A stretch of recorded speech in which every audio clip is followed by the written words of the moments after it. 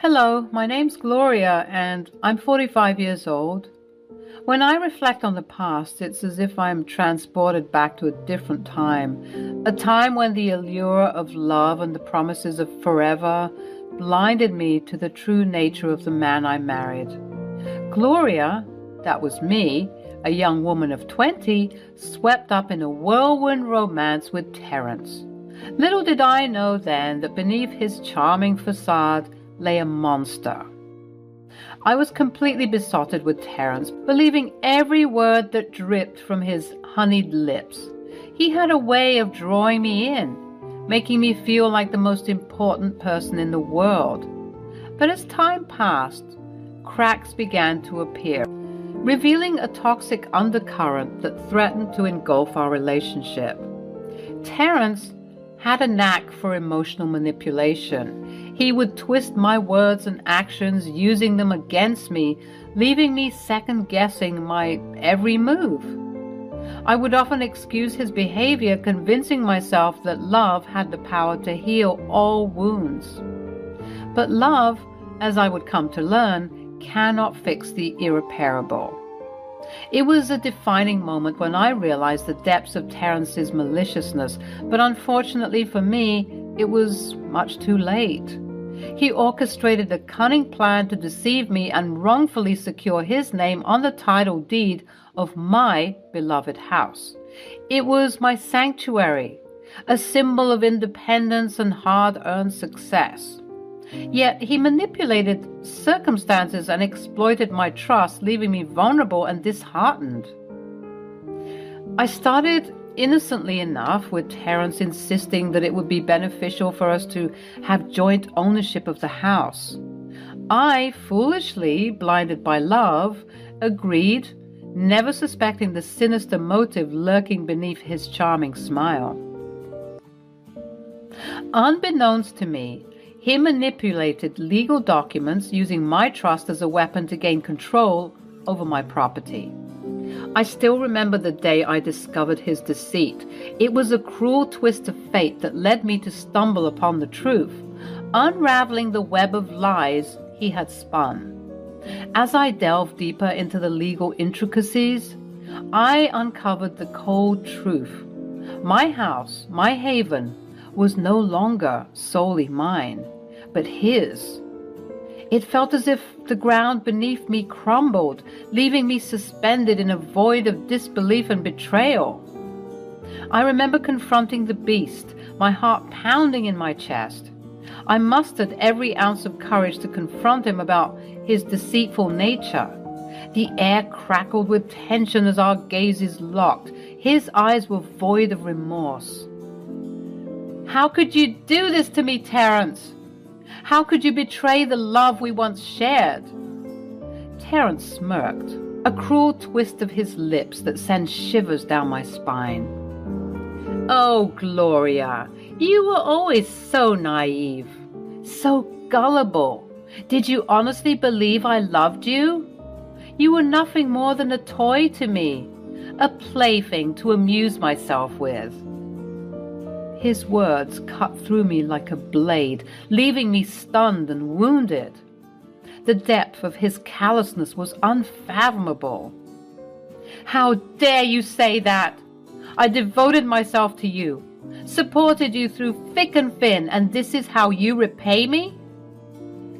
Terence's smirk widened. His eyes glinted with a sick satisfaction. "You were just a means to an end, Gloria. A stepping stone on my path to personal gain. And stealing this house from you?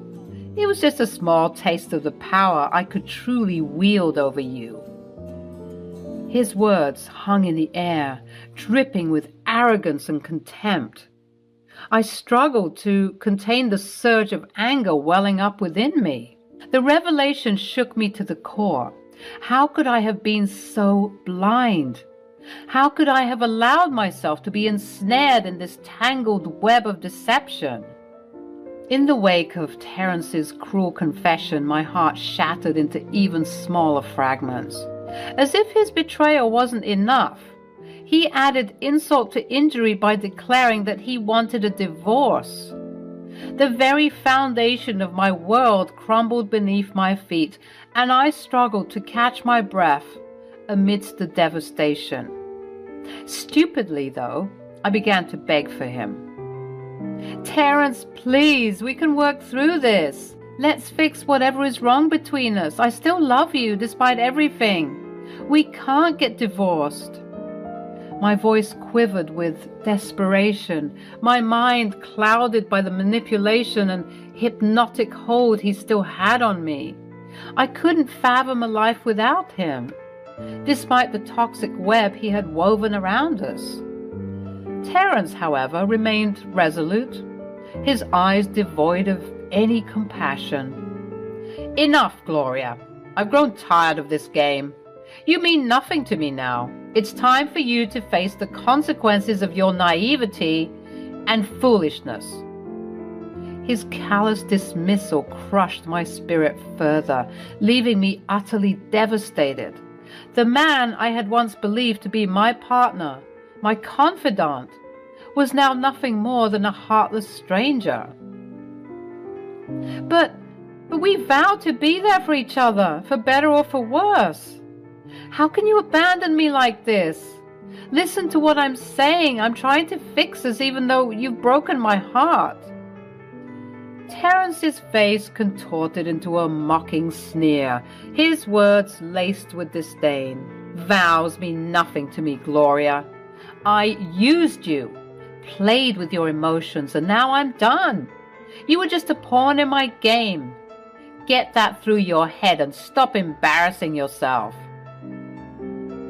The realization hit me like a tidal wave, stripping away the last remnants of denial. I had been blind to the true nature of the man I had loved, a mere puppet in his calculated scheme. After the divorce was finalized, my journey toward healing began. The wounds inflicted by Terence's manipulation and abuse ran deep, and it took an extensive period for me to regain my sense of self and rebuild the shattered pieces of my life. I sought solace in therapy, where I confronted the trauma I had endured and gradually reclaimed my inner strength. One battle remained unresolved, as you might have been wondering, the fight for my stolen house. The very thought of facing Terence in court sends shivers down my spine. Resurrecting the fear that had plagued me for so long, I was completely petrified. You might judge me, but I simply couldn't fight him for it, even though that house had my blood, sweat, and tears. I thought it was much better for me to rent a crappy apartment than endure facing that man again and again to reclaim my house. That's how traumatized I was.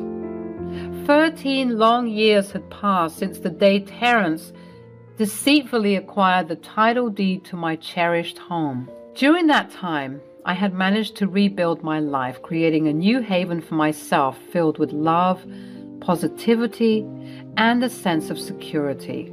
The scars of my past remained, etched into my soul, of course, but I had become somewhat resilient, determined not to let the shadows of my past dictate my future. Then, one fateful day, an unexpected message appeared on my phone screen from Facebook, a name that triggered a mix of emotions. Carl, my ex-father-in-law. It had been years since we had any contact, and I wondered what could have compelled him to reach out to me now. Curiosity mingled with apprehension as I opened the message, unsure of what awaited me within its contents. The words that unfolded before my eyes carried a mix of regret and sincerity. Gloria, I hope this message finds you well. I have carried the burden of guilt for far too long, knowing the role I played in the injustice inflicted upon you. I'm so sorry. I didn't believe you before, but Terence's character has proven to me that you were indeed telling the truth this whole time. It was him who was abusive and manipulative, not you. And I see that now. I'm so sorry for not believing you. I cannot change the past, but I wish to make amends and seek your forgiveness. Please, let's meet and catch up. With love, Carl. A rush of conflicting emotions washed over me.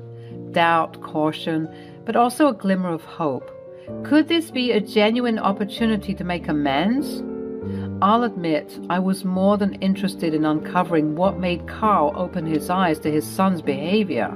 After much contemplation, I decided to meet with Carl, armed with both skepticism and unwavering determination. We arranged to meet in a public place, ensuring my safety and minimizing the risk of falling into a trap set by my abusive ex-husband. As I sat across from Carl, the years etched on his face served as a reminder of the time that had passed. He spoke with a voice laden with remorse and regret. "Gloria, I'm truly sorry for the pain you endured, and for my role in it. The truth is, I never wanted to see you hurt, but I was weak and allowed Terrence's influence to cloud my judgment. He manipulated the situation, exploiting my trust, convincing me that the divorce was all your fault. But after all these years, I couldn't help but think that he was the one who was at fault this whole time. I told you, I begged you to believe me, but you did nothing. Gloria, my dear, he's my son. I was inclined to believe whatever he told me over what you had to say, but I see how foolish I was to think that. What made you begin to believe me? What did Terrence do?" I guess I'll just lay it all out on the table, huh? As you can see, I'm no spring chicken. I'm dying, Gloria. It's my liver. The doctors say there's nothing they can do. Oh my goodness. Yes.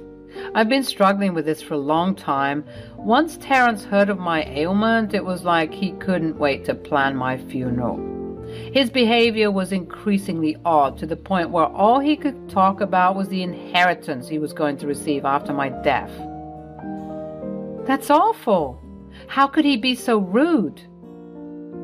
After noting this, I started to think about you, and I started to wonder if you were the good guy after all. And surely enough, Terrence made me believe that he was a monster. He doesn't care about anyone at all, and he'll stomp on anyone who gets in his way. When I confronted him about my suspicions, when I told him that I was starting to believe you instead of him, he only confirmed my doubts when he would respond dismissively and arrogantly. I see that he was the true monster all along, and I'm so sorry I didn't pay attention to you during the divorce. I'm sorry I cut you out of my life without hearing you out properly. So this is your way of righting your wrongs? You don't want to end up in hell, so you're now all of a sudden growing a conscience. Gloria, I know that you probably won't forgive me. It's been far too long. I understand that. Even if you don't forgive me, I would love it if you'd be with me in the last moments of my life. Other than Terrence, I have no one else, and I would like to leave this world knowing that the last couple of moments I spent were with a genuine and kind soul. My heart wavered between forgiveness and the weight of betrayal. Could I trust this dying man's words? Was he sincere in his desire to rectify the past? I mean, being married to his son was traumatizing enough, and they say that the apple doesn't fall far from the tree. How was I to believe this man had good intentions if his son was so good at deceiving and manipulating people? I had to at least ponder on it, so I told him just that, and we subsequently parted ways. The news of Carl's terminal liver failure hit me with a mixture of sadness and conflicting emotions, I'll admit. I felt sorry for the man. Despite the pain he and his son had caused me, I couldn't help but feel a sense of compassion and empathy for his deteriorating health. The fragility of life had a way of putting things into perspective. Weeks passed, and the weight of Carl's request lingered in the back of my mind. The turmoil within me raged on, torn between the past and the present, between forgiveness and self-preservation. Then, one day, as I grappled with my decision, the ringing of the phone broke through the silence. It was Carl, his voice frail, yet filled with urgency. Gloria, I'm in the hospital. Time is slipping away, and I have but a few precious moments left. I need to see you. to apologize to you in person one last time before I leave this world. Please, I ask you to find it in your heart to come to the hospital." His words hung heavy in the air, intertwining with my inner struggles. I knew deep down that accepting his request could provide a form of closure, an opportunity to confront the demons of the past. With a hesitant yet determined voice, I agreed to visit him. As I stepped into the sterile, somber corridors of the hospital, my heart raced with anticipation and trepidation. It was a stark reminder of the fragility of life, the fleeting nature of our existence. Entering Carl's hospital room, I was met with the sight of a weakened man lying in bed that seemed too large compared to his wasted state. He definitely looked much worse than the last time I saw him. I couldn't help but sympathize. Tossing aside my reservations, I reached out to a man that was once a prominent father figure in my life. "Oh, Carl, I'm so sorry you're in this state. I should have put my pride to the side and called sooner. Had I known that things had gotten this bad, I would have been here sooner. I'm so sorry." "No, dear, don't be sorry for me. I lived a full life. I should be the one apologizing here for my stupid son's behavior. So, once again, Gloria, I am truly sorry that my son hurt you, and I'm also sorry for not believing you. Carl, thank you so much. You'll also have to forgive me once more for lying." "Lying?" "Yes, lying. I didn't only call you here to apologize." "Oh?" "Yes, I called you here to let you know that I wish to pass on my inheritance now." I was confused. Why on earth did he need me to be present for this? As he was about to explain, our conversation was abruptly interrupted by an unexpected intrusion. The atmosphere shifted as the door swung open, revealing Terence standing there, his eyes immediately locking with mine. Terence, unable to contain his rage, burst forth with a harsh tone, demanding to know what I was doing in Carl's hospital room. "What the hell are you doing here, Gloria?" Carl, weakened but resolute, spoke up, his voice trembling with indignation. "Terence, have you no decency? Gloria has every right to be here because I say so. It's my deathbed after all." A torrent of heated words erupted between them, each defending their stance. Carl berated Terence for his toxic behavior and manipulation, exposing the depths of his cruelty. Terence, as arrogant as ever, dismissed Carl's words and tried to assert his dominance. I was caught in the crossfire of their arguments, feeling a surge of frustration and despair. It seemed no matter where I turned, the specter of my past haunted me. Feeling overwhelmed, I rose from my seat, intending to leave the room and escape the growing turmoil, but Carl's voice halted my steps. "Gloria, please stay. Believe it or not, this inheritance issue concerns you. You have endured enough, and it's time for me to declare my true intentions and attempt reparations." Reluctantly, I resumed my seat, compelled by Carl's request, though Terence's presence filled me with unease.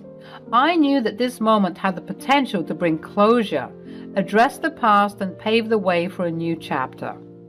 With a deep breath, Carl began to lay out the details of his inheritance. As Carl's words settled in the air, a profound sense of astonishment washed over me. He revealed that the entirety of his inheritance, which amounted to a considerable fortune, amounting to almost 7 figures, was to be bestowed upon me. I sat there, dumbfounded, struggling to grasp the magnitude of what he was saying.